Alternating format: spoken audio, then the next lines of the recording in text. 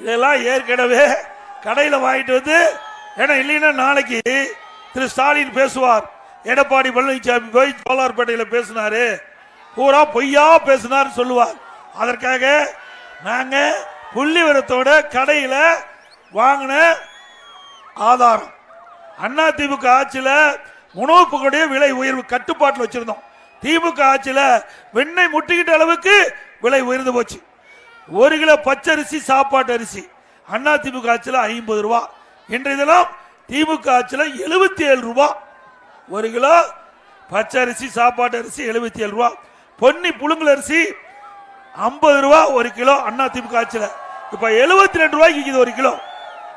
இட்லி புழுங்க அரிசி 1 கிலோ 30 ரூபா அண்ணா திமுக ஆட்சியில்.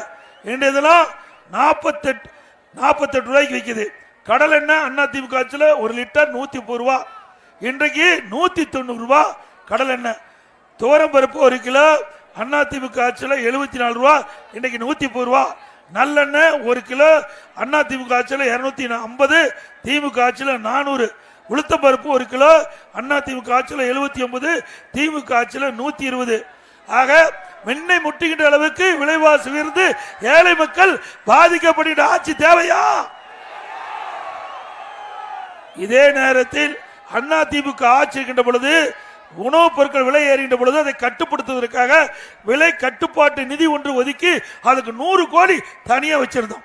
நீங்க புள்ளி விலை ஏறுதுன்னா எந்த மாவட்டத்தில் புள்ளி விலை கம்மி, எந்த மாநிலத்தில் புள்ளி விலை கம்மி, அதை வாங்கிட்டு வந்து நம்முடைய மாநிலத்தில் நம்முடைய மாவட்டத்தில் அந்த